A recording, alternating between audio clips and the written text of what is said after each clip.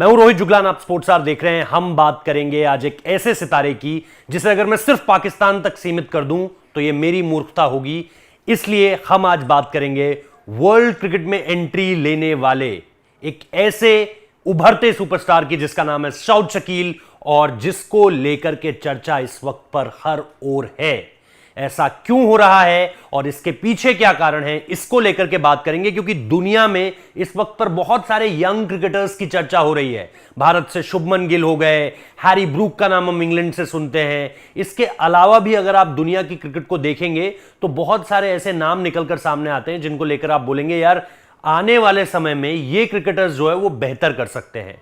ऐसा ही एक नाम है सऊद शकील का, जिन्होंने श्रीलंका के अगेंस्ट एक मैच विनिंग नॉक खेली और 208 रन बनाए। सबसे बड़ी बात है कि ये 208 रन पाकिस्तान को जिताने में कामयाब रहे और पाकिस्तान की टीम ने WTC के इस नए सत्र में जीत के साथ आगाज किया। लेकिन सऊद शकील इतने खास क्यों हैं, क्यों हम ये कह रहे हैं कि उनको लेकर के चर्चा जो है वो लगातार होनी चाहिए। इस खिलाड़ी का इस मैच को शुरू होने से पहले 72 का एवरेज था। अब ये जो एवरेज है ये 91 के करीब हो चुका है। 91, 72 से 91। जब ये 208 पर खेल रहे थे, ऐसा कहा जा रहा था उस समय पर कि अगर ये 220 बनाकर नॉट आउट जाते तो इनका जो एवरेज है वो 100 का हो जाता। किसका है 100 का एवरेज? आपको पता है किस खिलाड़ी की इस आंकड़े के साथ एक समांतर नाम लिया जाता है जिस खिलाड़ी का, उसका नाम है सर डोनाल्ड ब्रेडमैन, जिन्हें डॉन ऑफ क्रिकेट भी कहा जाता है।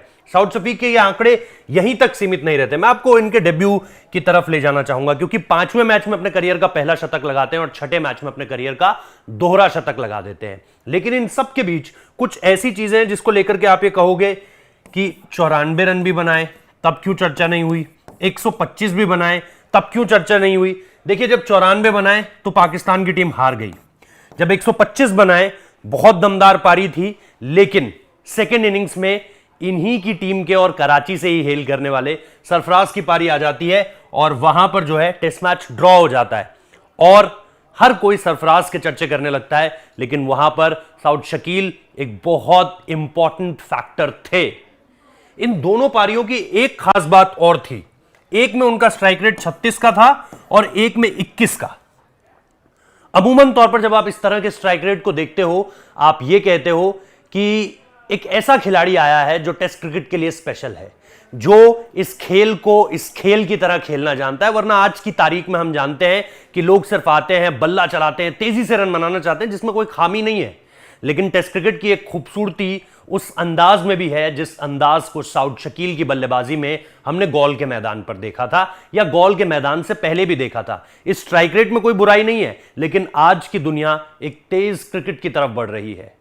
इंग्लैंड का उदाहरण ले लीजिए, या फिर इंग्लैंड क्यों जाना, पाकिस्तान खुद अपना टेस्ट मैच देख ले। इस टेस्ट मैच में जब 101 पर 5 थे, 67 पर 3 थे जब सऊद शकील बल्लेबाजी करने आए, और उसके बाद उन्होंने 3 तो आने ही नहीं दिया रन रेट। ये 4 रहा, ये 5 भी गया, ये 5 से ऊपर भी गया, लेकिन उससे नीचे सिर्फ 4 तक ही पहुंचा।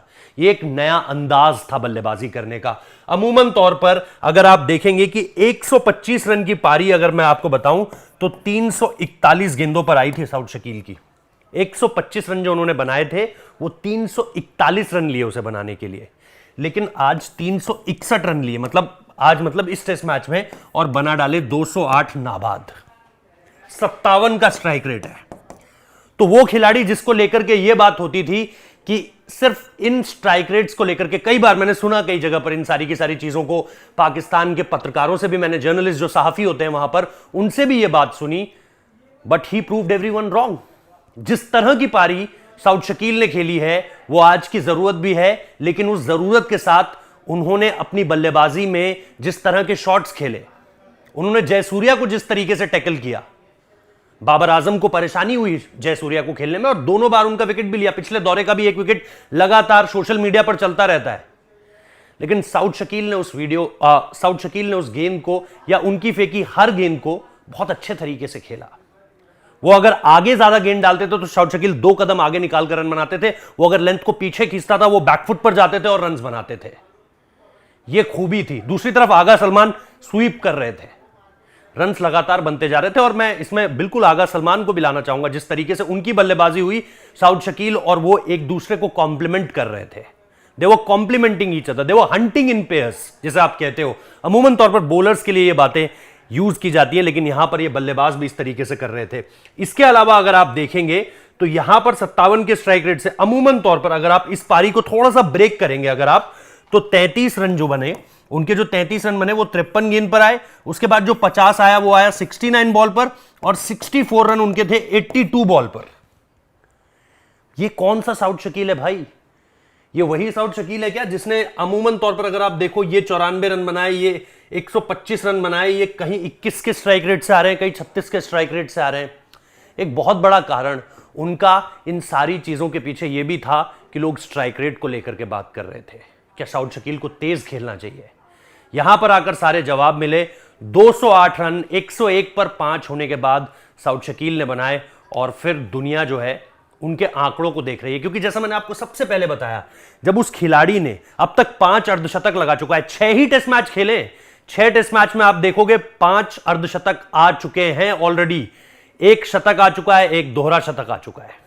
आप देख लीजिए किस तरफ ये बल्लेबाज जा रहा है। हालांकि एक बड़ा सवाल अभी यह है कि जब आप सब कॉन्टिनेंट से बाहर जाओगे तब आपका मेटल प्रूफ होता है। पाकिस्तान की टीम ऑस्ट्रेलिया जाना है उन्हें दिसंबर में, और साउद शकील एक इंपॉर्टेंट मेंबर होंगे अब इस स्क्वाड का, और वहां उनकी एक परीक्षा जरूर होगी। लेकिन इससे पहले की अगर आप तस्वीरें देखें, कायदे आजम ट्रॉफी देखें, पाकिस्तान टीवी के लिए जब वो खेलते थे उस वक्त पर सारी की सारी चीजों को देखें, वहां पर भी 400 से ज्यादा रन अपनी टीम के लिए। 2016-17 का सीजन बहुत जबरदस्त, हाईएस्ट रन स्कोरर। उसके बाद 2018-19 सेम वही, उसके बाद फिर सिंध आते हैं, पाकिस्तान की टीम से जुड़ते हैं, और 22 तक आप आ जाइए, फवाद आलम टीम का हिस्सा थे। श्रीलंका उनका थोड़ा अच्छा नहीं जाता, उसके बाद ऑस्ट्रेलिया और खराब जाता है, इंग्लैंड के लिए बुला देते हैं, कहते हैं भाई साउद शकील को लेकर आओ। इस लड़के का बड़ा नाम सुना है, इसकी बड़ी बातें होती है, ये बड़ा बढ़िया खेलता है, टेम्परामेंट था हमेशा से। वो टेस्ट क्रिकेट का जो फ्लेयर होता है, जो स्टाइल होता है, जो टेम्परामेंट होता है, वो था हमेशा से। और जब बुलाया और परफॉर्मेंस देखी तो आप देख रहे हैं 6 टेस्ट मैचेस के बाद एक ये बात कही जाने लगी है कि is he going to be the next big thing for Pakistan cricket. पता नहीं, हम यहां पर कोई प्रेडिक्शन नहीं करते हैं, ऑब्जर्वेशन करते हैं। जो ऑब्जर्वेशन की वो आप लोगों के सामने रखी है। और इन सारी की सारी चीजों में अगर आप देखोगे, एक चीज जिसको लोग अभी भी मेरे हिसाब से इग्नोर कर रहे हैं, उसमें आपको मैं एक उनकी लॉर्ड्स में खेली गई पारी की याद दिलाना चाहूंगा। 56 रन बनाए थे उन्होंने, हर कोई था, फकर जमा था, बाबर आजम था, रिजवान था, हर कोई था टीम में। लेकिन साउद शकील ने बनाए 56 रन उस ओडीआई मुकाबले में। ओडीआई मुकाबले उन्हें मिले हैं, बाकी मुकाबलों में परफॉर्मेंस औसत रही है। लेकिन आप अगर वर्ल्ड कप के स्क्वाड को लेकर के थोड़े भी परेशान हैं कि मिडिल ऑर्डर में क्या होगा, क्योंकि काफी चीजें बदल चुकी हैं उस हिसाब से अगर आप देखेंगे। लेकिन अगर आप इस तरीके से चीजों को देख रहे हैं, क्योंकि देखिए यहां पर भी असद शफीक थे, उसके अलावा फवाद आलम का मैंने जिक्र किया, या उससे और पहले आप चले जाइए मिसबा, यूनुस का दौर, इंजी भाई, मोहम्मद यूसुफ, बहुत बड़े बड़े नाम रहे हैं। लेकिन बीच में बहुत कुछ बदला, स्टेबिलिटी शायद ये खिलाड़ी लेकर आएगा। शायद इसलिए कह रहा हूं क्योंकि अभी ओवरसीज अपना मेटल प्रूफ करना है, वरना he is going to be the next big thing for Pakistan and for world cricket, who knows. लेकिन अभी ये सारी की सारी चीजें, जैसा मैं कह रहा हूं कि ओडीआईज को लेकर के भी अगर आप देखोगे तो पाकिस्तान को तय करना है कि उनका मिडिल ऑर्डर किस तरीके से आगे बढ़ने वाला है।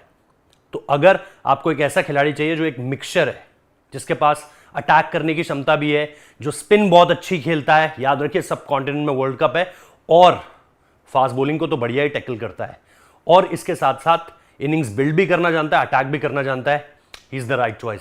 Saud Shakeel, watch out for him.